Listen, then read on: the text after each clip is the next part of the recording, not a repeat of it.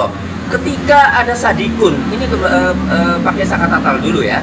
Ketika ada saksi Sadikun dan Muhammad Irfan yang menerangkan bahwa Sakatatal sampai pagi itu sedang bersama mereka di rumah neneknya, tetapi hal itu tidak dipertimbangkan oleh hakim, ya, padahal itu meringankan, kan? Nah, ini juga termasuk kehilapan. Jadi ada semua.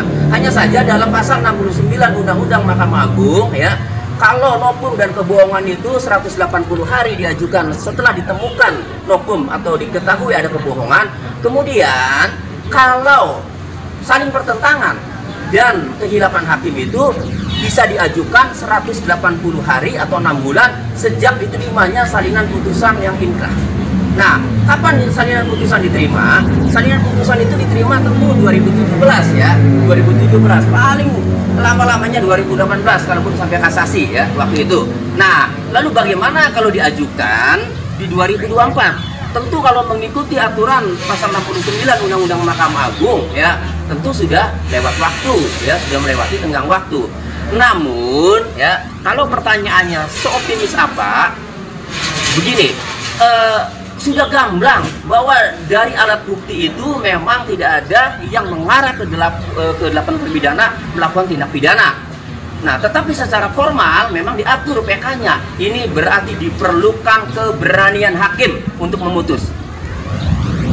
Kenapa saya katakan harus diberikan keberanian hakim? Ya, hakim harus berani karena melihat fakta-fakta di persidangan 2016 itu tidak ada alat bukti yang kuat. Masa mau dipertahankan? Meskipun ada norma-norma masuknya PK itu diatur tadi dalam pasal 263 KUHP dan pasal 69 Undang-Undang Mahkamah Agung. Kenapa harus berani? Hakim harus berani menemukan hukum, harus berani menciptakan terobosan, harus progresif. Ini pernah terjadi pada Hakim Sarpin. Dulu Hakim Sarpin memutus pra-peradilan Budi Gunawan mengabulkan penetapan tersangka. Dulu itu bukan menjadi objek pra-peradilan dalam pasal 77 KUHP. Tapi kenapa kemudian dikabulkan?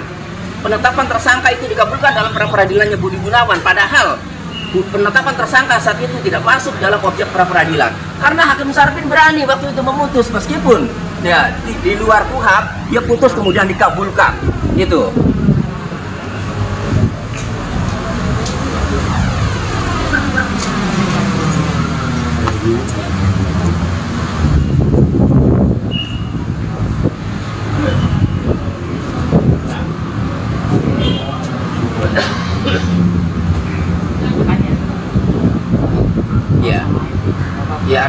Artinya 6 terpidana juga ini apalagi masih di penjara ya, harus digabulkan gitu, harus berani hakimnya.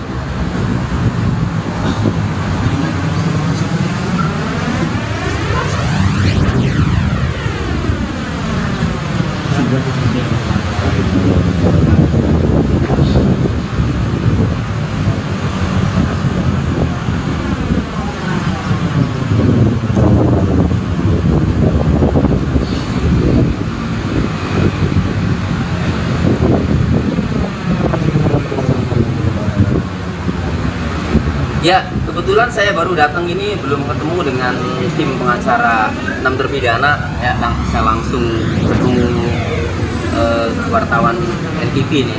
Jadi saya belum ketemu, belum bincang-bincang untuk hari ini bagaimana menghadapi persiapan menghadapi jaksa atau termohon yang akan menjawab dengan kontra memori PK-nya itu.